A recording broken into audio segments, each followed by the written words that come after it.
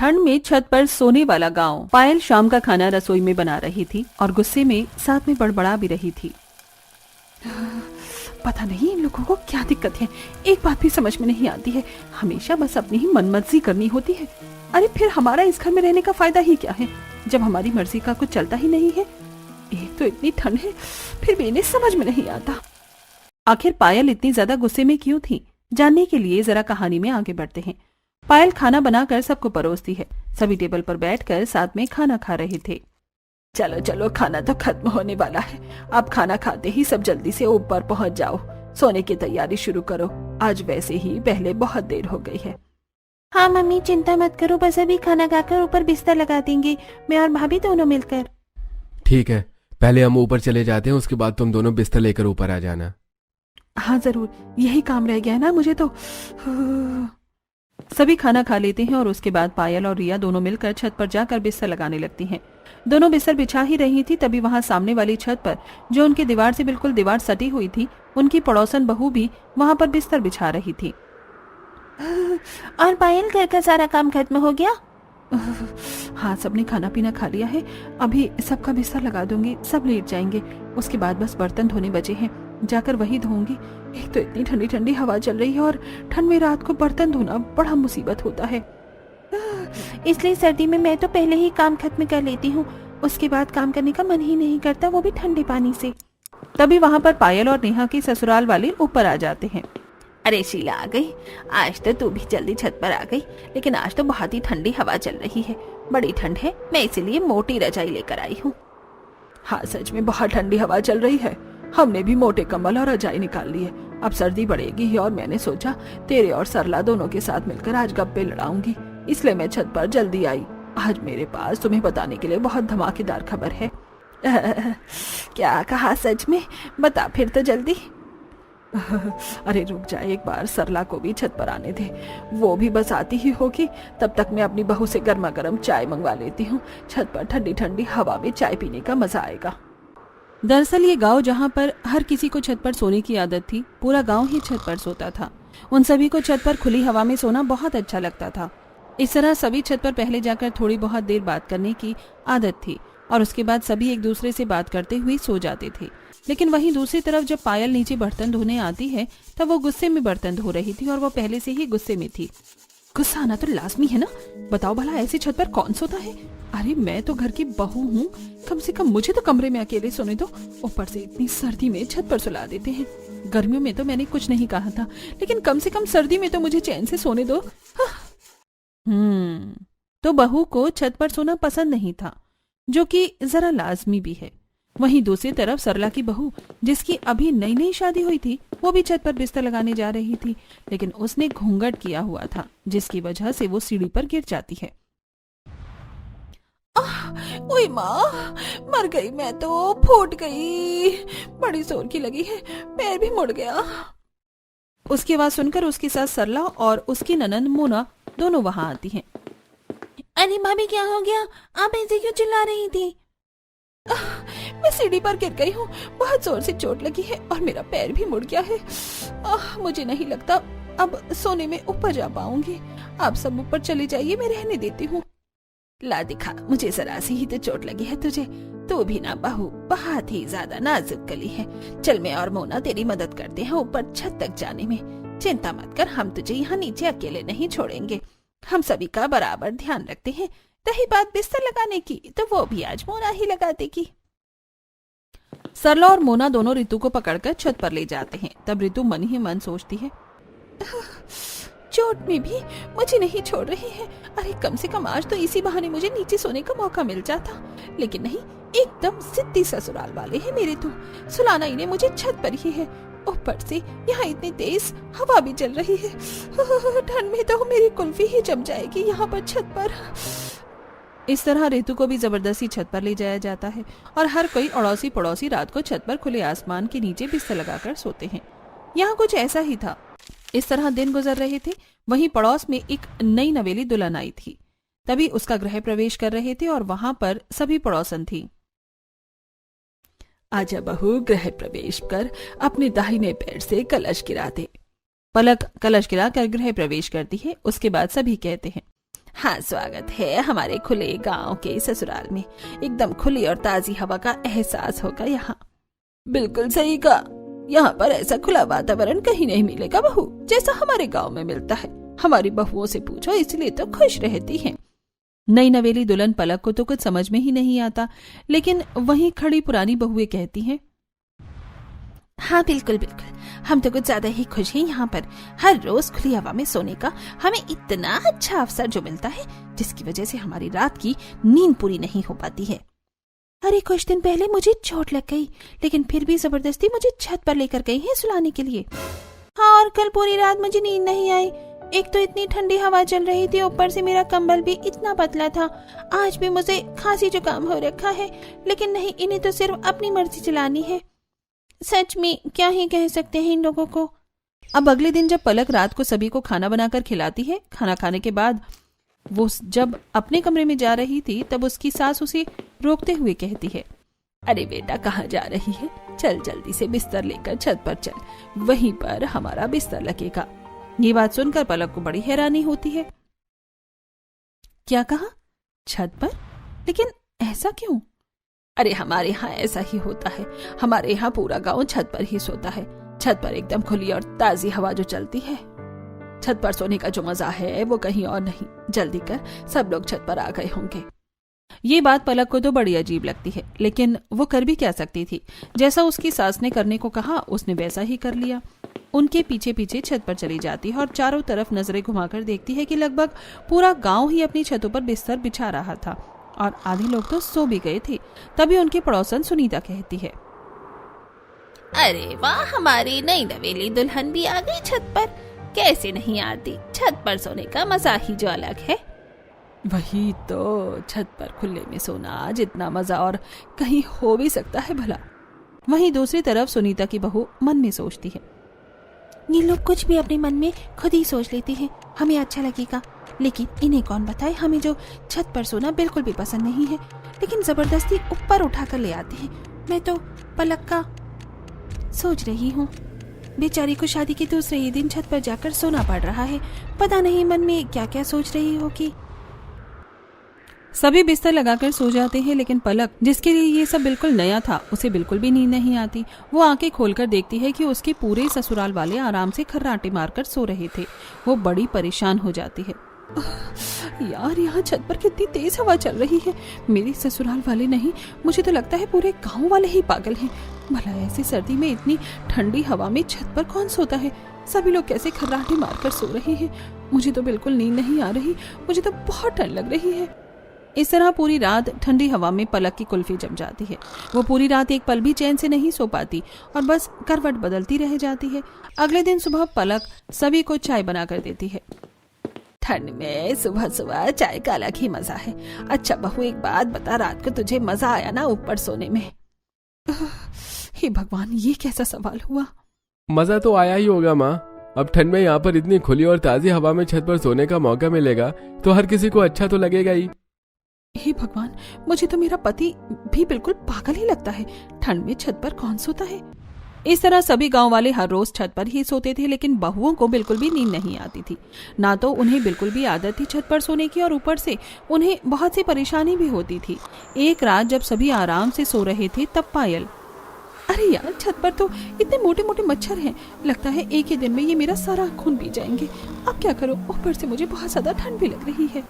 पायल को बिल्कुल भी नींद नहीं आ रही थी और वो आंख बंद करके दोबारा सोने की कोशिश करती है, लेकिन तभी उसकी ननंद रिया उसके ऊपर पैर रख देती है, जिसके बाद उसे गुस्सा आता है।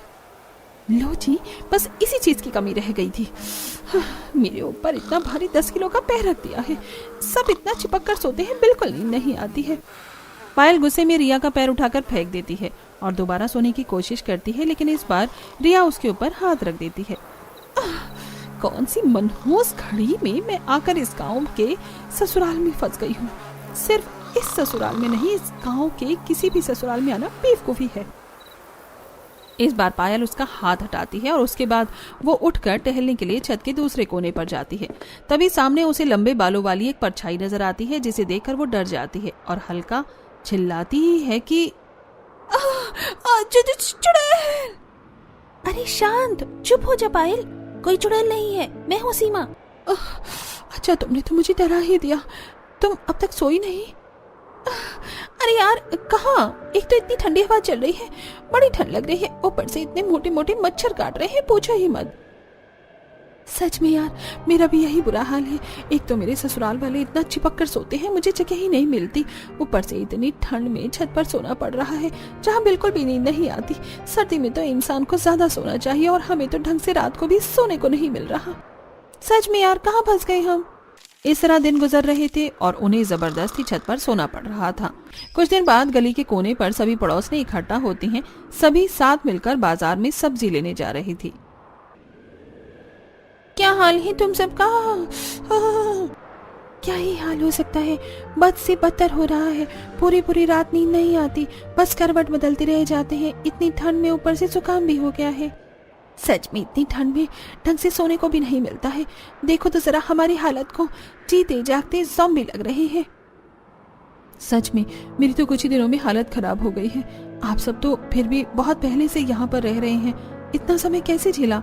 सच में बस झेलना पड़ रहा है, लेकिन अब मैं बहुत परेशान हो गई हूँ। बस बहुत हो गया। आज मैं अपने ससुराल वालों से इस बारे में बात जरूर करके रहूंगी। हाँ बिल्कुल सही, हमें एक बार अपने ससुराल वालों से इस बारे में बात कर लेनी चाहिए। हालांकि वो हर बार मना करते हैं, लेकिन हमारी हालत तो देखो, तबीयत भी कितनी खराब हो रही है, ऊपर से ठंडी हवा में सोने में। इस तरह गांव की सभी बहुएं अपने ससुराल वालों से बात करने की ठानती हैं।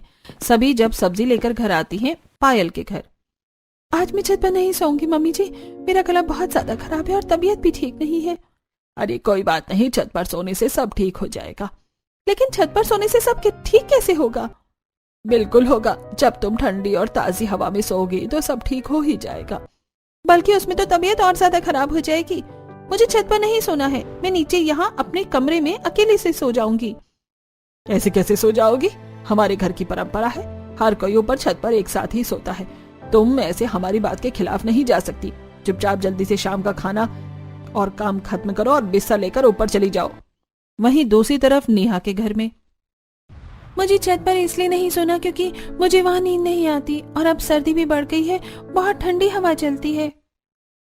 तो क्या हुआ, रजाई भी तो मोटी है और हम भी तो सोते हैं, हमें तो कोई ठंड नहीं लगती। लेकिन माँ जी क्या छत पर सोना इतने ही जरूरी है? अब सर्दी है, बिल की भी कोई चिंता नहीं। अब तो मैं कम से कम आराम से अपने कमरे में नीचे सो सकती हूँ। नहीं, तुम्हें पता है हमारे गांव में ऐसा ही होता है। पूरा परिवार एक साथ मिलजुल कर रहता है और सभी काम एक साथ करता है। हम खाना भी एक साथ बैठकर खाते हैं और सोएंगे भी एक साथ ही। आगे से इस बारे में कोई बात ना हो। इस तरह हर किसी को वही बात सुनने को मिलती है। अरे भला सोने एक साथ क्यों जरूरी है? अलग अलग भी तो सो सकते हैं, लेकिन नहीं, इन्हें तो सोना भी एक साथ ही है। अगले दिन शाम को, आजकल छत पर सोने में कितना मजा आ रहा है ना, कितनी ठंडी मस्त हवा चलती है। सच में मजा आ जाता है, लेकिन कल मेरी बहू ऊपर छत पर सोने से मना कर रही थी। अरे मेरी बहू भी मना कर रही थी, मैंने तो डांट दिया। हाँ मैंने भी वही डांट दिया। बताओ, उन्हें तो कुछ पता ही नहीं है कि छत पर सोना कितना अच्छा होता है। हाँ मेरी नई नवेली बहू भी कल मना कर रही थी, लेकिन मैंने उसे भी समझाया कि ऊपर खुली और ताजी हवा में सोना कितना अच्छा होता है। एक तरफ बहुओं का अलग मत था और दूसरी तरफ सास का अलग, लेकिन अंतिम फैसला तो सास का ही चलना था। जब सीधे तरीके से बात करने पर काम नहीं चला, तब सभी बहुएं फैसला करती हैं। कहते हैं जब घी सीधी उंगली से ना निकले तो उंगली टेढ़ी करनी पड़ती है। तो दीदी चम्मच से घी निकाल लो। अरे पलक, ये कहावत है। बात यह है कि हम आखिर क्या ऐसा कर सकते हैं जिससे हमारे ससुराल वाले छत पर सोना छोड़ दें? क्यों ना हम अपनी ससुराल वालों को डराने की कोशिश करें। हम रात को फोन में नकली चुड़ैल की आवाज लगा देते हैं, तो उन्हें लगेगा कि गांव में कोई भूत का साया है, जिसके बाद सभी छत पर जाकर सोना छोड़ देंगे। आइडिया तो अच्छा लग रहा है। बस उसी रात वो सब अपना प्लान शुरू कर देती हैं। सभी छत पर बिस्तर लगा ही रही थी, तब पायल, ऋतु, नेहा, सीमा और पलक एक दूसरे से इशारे में बात कर रही थी और सभी के सोने पर सही समय का इंतजार कर रही थी। जब सभी सो जाते हैं तो वो अपने अपने फोन में चुड़ैल की नकली आवाज लगा देती हैं और थोड़ी देर बाद, अरे मेरे ससुराल वाले उठ क्यों नहीं रहे हैं? ये तो आराम से घोड़े बेच कर सो रहे हैं। वहीं दूसरी तरफ, मैं तो ठंड में जम जाऊंगी। इतनी देर से ठंड में इंतजार कर रही हूँ कि कोई तो डर कर चिल्लाएगा, लेकिन यहाँ सभी आराम से खर्राटे मारकर सो रहे हैं। धत तेरे की, मेरा ये प्लान तो फेल हो गया। प्लान फेल होने के बाद लगता है हमें हर रोज छत पर ही सोना पड़ेगा। इस प्लान से तो कोई भी नहीं उठा। डरना तो दूर की बात है, अब सो ही जाती हूँ। वैसे भी इतने दिनों से ठीक से सोई तक नहीं हूँ। पलक रजाई में मुंह ढककर सो जाती है। अगले दिन पांचों मिलती हैं। कल का प्लान तो बिल्कुल फेल हो गया। क्यों ना इस बार हम उन्हें किसी सांप या बिच्छू से डराएं। अरे अगर हम उन्हें इससे डराएंगे तो हमारा भी तो नुकसान होगा। हम खुद डर जाएंगे। भला सांप और बिच्छू कोई खेलने की चीज थोड़ी है। अरे तो असली कौन लेकर आएगा रा? नकली लाएंगे। हम इसे कोई एक ही ये काम करेगा ताकि सभी भी डर जाएं और हमारा भांडा भी ना फूटे, क्योंकि नकली की बात तो जल्दी ही फैल जाएगी। अगले प्लान को अंजाम दिया जाता है। जब सभी सो रहे थे तब सबसे पहले पायल अपने ससुराल वालों के ऊपर सांप डालती है। जैसे ही रमेश को एहसास होता है कि उसके ऊपर कुछ है तो वो उसे हटाने की कोशिश करता है। तब उसके हाथों से छूकर एहसास उसे होता है कि ये कोई अजीब सी चीज है। वो जैसे ही उठकर उसे पकड़ता है तो अंधेरे में उसे एहसास होता है कि उसने सांप पकड़ा है। जिसके बाद वो तेजी से चिल्लाता है, अरे बचाओ बचाओ, सांप आ गया, सांप आ गया। उसकी आवाज सुनकर सभी उठ जाते हैं और तभी रमेश बड़ी जोर से सांप को दूर फेंकता है और वो उनके बगल वाली छत पर सीधा महेश के ऊपर जाकर गिरता है, जो सो रहा था। महेश को भी किसी के होने का एहसास होता है और जैसे ही वो देखता है तो वो भी चिल्लाकर उसे दूर फेंक देता है। इसी तरह सभी उठ जाते हैं। और क्या हुआ जी, क्या देखा आपने? अरे मेरे ऊपर सांप आया था, मैंने उसे अभी फेंका है। क्या कहा पापा जी? सांप आ गया? देखा, यहाँ खुले में सोना बिल्कुल भी सेफ नहीं है, बहुत खतरनाक हो सकता है। वहीं बगल वाली छत से महेश भी डरते हुए कहता है, अरे मेरे ऊपर भी सांप आ गया था, मैंने अभी दूर फेंका है। ये तो बहुत खतरनाक बात है, अचानक से यहाँ सांप कैसे आ गया? देखो वो कोने में पड़ा है, हमें लाइट जलाकर देखना चाहिए, उसे भगाना चाहिए, नहीं तो खतरनाक हो सकता है। वो सब लाइट जलाकर देखते हैं तो उन्हें पता चलता है कि वो तो नकली सांप था। इसके बाद उन सबको गुस्सा आ जाता है। ऐसा मजाक करते हुए किसी को शर्म नहीं आती? किसने किया है हमारे साथ ऐसा भद्दा मजाक? अरे सच में ये तो बहुत गलत बात है, किसी को ऐसा नहीं करना चाहिए। बताओ कितनी ज्यादा गलत बात है। अगर हमें पता चल गया ना ऐसा मजाक किसने किया है तो हम उसे छोड़ेंगे नहीं। सोते हुए भी कोई किसी को डराना अच्छी बात है क्या? उन पांचों को जब एहसास होता है कि उनका भांडा फूट गया है तब सभी नर्वस होती हुई कहती हैं, सच में आंटी जी आप बिल्कुल सही कह रही हैं। जिसने भी ऐसा मजाक किया है बहुत गलत किया है। हाँ बिल्कुल सही किया। भला ऐसे सब करना भी शोभा देता है क्या? वही तो बहुत गलत बात थी। ये तो शुक्र है कि असली सांप नहीं था, लेकिन अगर असली सांप छत पर आ जाता तो कितना गलत हो जाता। हमें ऐसे बाहर खुले में नहीं सोना चाहिए, थोड़ा सावधानी रखनी चाहिए। हाँ चलो, शुक्र था कि यह असली सांप नहीं था और असली सांप आएगा भी नहीं। चिंता मत करो, हम इतने सालों से छत पर सो रहे हैं, आज तक ऐसा कुछ भी नहीं हुआ। बस किसी मूर्ख इंसान ने नकली सांप फेंक कर भद्दा मजाक किया है। यहाँ असली सांप वगैरह कुछ भी नहीं आने वाला, सब आराम से सो जाओ। इस तरह सभी अगल बगल में छत पर एक दूसरे को समझाकर और बात करते हुए वापस से सो जाते हैं। फिर से पायल भीड़ में सोते हुए सोचती है, अब इतनी ठंड में छत पर ही सोना होगा। हे भगवान, मेरा तो दूसरा प्लान भी फेल हो गया। मुझे तो लगता है बुढ़ापे तक मुझे छत पर ही सोना होगा। तभी रिया अपना पर पायल पैर रख देती है। हाँ बस इसकी और कमी बाकी थी। इस तरह उन सभी ने अब हार मान ली और उनके ससुराल वाले यानी पूरा ही गांव छत पर सोना नहीं छोड़ सकता था। लेकिन वहीं दूसरी तरफ हर किसी की अब तबीयत कुछ ज्यादा ही खराब हो रही थी। अरे मुझे तो इतनी ज्यादा खांसी हो रही है, समझ नहीं आ रहा क्या हो रहा है। अरे मुझे खुद खांसी जुकाम हो रहा है, पता नहीं क्या है। गांव में लगभग सभी को एहसास हो रहा है। आप मेरी बात मानिए चाहे मत मानिए, लेकिन ये सब ऊपर छत पर सोने की वजह से ही हो रहा है। इतनी ठंडी हवा में हम छत पर सोएंगे तो तबीयत खराब होगी ही। नहीं, हम हर साल सर्दी में छत पर ही सोते थे, लेकिन पहले तो कभी ऐसा नहीं हुआ। हवा की वजह से ऐसा नहीं हो रहा है और थोड़ा बहुत तो हर सर्दी में होता ही है। इसकी वजह से हम खुली ताजी हवा में सोना कैसे छोड़ सकते हैं। वहीं दूसरी तरफ सीमा के घर में सबकी हालत खराब थी। अरे मुझे तो बुखार भी हो गया है, पता नहीं कैसा सर्दी का मौसम आता है, हर बार बीमार करके जाता है। मैं कह रही हूँ सब ऊपर छत पर ठंडी हवा में सोने से हो रहा है। ऐसा नहीं है, हम इतने समय से छत पर सो रहे हैं और मैं भी तो छत पर सोता हूँ, लेकिन मैं तो बिल्कुल ठीक हूँ, मुझे कुछ नहीं हुआ। सीमा की सास की तबीयत तो खराब ही थी, लेकिन उसके बच्चे की भी तबीयत खराब हो रही थी। फिर भी कोई समझने को तैयार नहीं था। बेटा ये बुखार की दवाई पी लो वरना तबीयत ज्यादा खराब हो जाएगी। नहीं मम्मी, दवाई बहुत ज्यादा कड़वी है, मुझे पसंद नहीं है।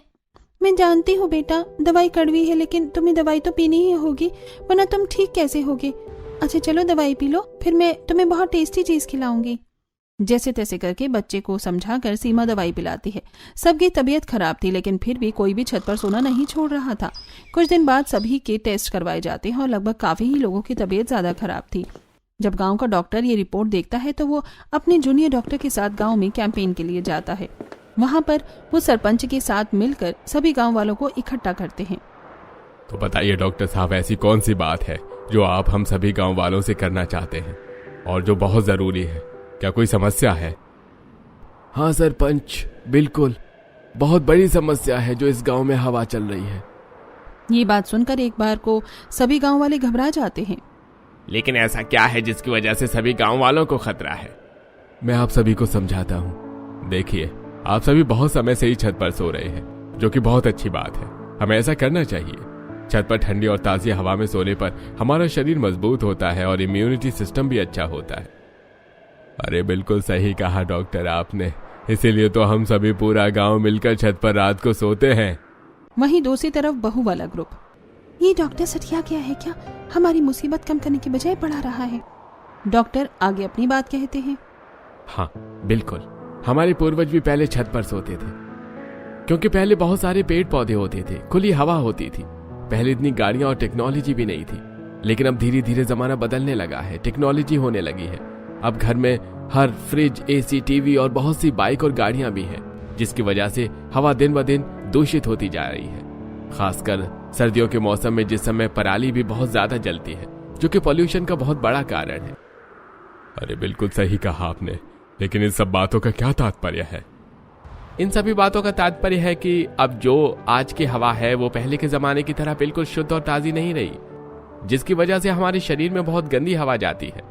दिन में तो हमारी मजबूरी होती है घर के बाहर जाकर खेतों में काम करना या हमारा नौकरी करना, लेकिन रात को आप सभी की ऐसी कौन सी मजबूरी है जो आप सब छत पर सोकर इतनी गंदी हवा को अपने शरीर के अंदर लेकर जा रहे हैं?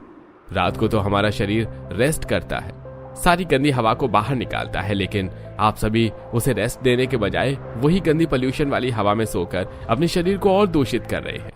ये बात सुनकर सभी गांव वाले हैरान हो जाते हैं और समझने की कोशिश करते हैं कि आखिर डॉक्टर सच में उनसे क्या कहना चाह रहे थे। देखिए, इसीलिए आधे से ज्यादा गांव बीमार हो रहा है। हर किसी को खांसी, जुकाम, गला खराब हो रहा है, ये सब पोल्यूशन की वजह से। जब मैंने आप सभी की रिपोर्ट को चेक किया और मुझे इसका कारण पता चला, तो मैंने जल्दी से फैसला किया कि आप सभी को इस बारे में बताया जाए। देखिए, ये सोच अच्छी है कि खुली और ताजी हवा में सोना चाहिए, लेकिन आजकल वो खुली और ताजी हवा है कहाँ? पहले के जमाने में पोल्यूशन नहीं था तो सब शुद्ध था, लेकिन आजकल आप वाकिफ हैं कि सब सच्चाई से। तो फिर इतना बड़ा खतरा क्यों मोल लेना, जिसकी वजह से हमारी तबीयत खराब होती है और ये हमारे स्वास्थ्य के लिए बहुत हानिकारक है। अरे बिल्कुल सही कहा डॉक्टर ने। तो आप सभी गांव वाले अगर अपने स्वास्थ्य को सही करना चाहते हैं तो सर्दियों में खासकर छत पर न सोया जाए, तभी पोल्यूशन ज्यादा होता है और गर्मी में इतनी परेशानी नहीं होती। अरे तो गांव वालों, सभी ध्यान से सुनो। हमारी पुरानी जो प्रथा थी छत पर सोने की, वो पुराने जमाने के हिसाब से ठीक थी, लेकिन बदलते समय के हिसाब से और बढ़ते पोल्यूशन की वजह से अब हमें फैसला लेंगे कि छत पर कोई न सोए, खासकर सर्दियों में। सभी अपने परिवार के साथ अब नीचे अपने कमरों में ही सोएंगे। इस तरीके से ऑफिशियली ये गांव के सरपंच द्वारा निर्धारित हो जाता है। सभी गांव वालों को भी ये बात समझ आ जाती है और वो भी छत पर सोने का फैसला छोड़ देते हैं। सभी डॉक्टर के पास जाकर धन्यवाद करती हैं। हमें खुशी है कि हमारी बात सुनने के बाद आपने सभी को समझाने का निर्णय लिया। हमारी मदद करने के लिए आपका बहुत बहुत शुक्रिया। ये तो मेरा फर्ज है, एक डॉक्टर का फर्ज है सबकी जान बचाना और उन्हें सभी सही चीज से अवगत कराना। जब मुझे पता चला कि तबीयत खराब होने के बाद भी कोई नहीं मान रहा है और ये बहुत खतरनाक भी है, तो मेरा मन नहीं माना पीछे हटने का। मैंने निर्णय लिया कि सभी को अगर इस बारे में समझाया जाए। सच में हम सभी इन्हें समझा कर परेशान हो गए थे, लेकिन कोई हमारी बात समझने को तैयार ही नहीं था। आपकी वजह से गांव की ये समस्या सॉल्व हो गई है। वो सभी डॉक्टर को धन्यवाद करती हैं और डॉक्टर वहां से चला जाता है। उन्हीं के कहने पर डॉक्टर सभी को समझाने आया था। अब इस तरह उन सभी को भी ठंड में छत पर सोने से छुटकारा मिल जाता है और अब गांववासी अपने परिवार के साथ नीचे अपने अपने कमरों में ही सोते हैं।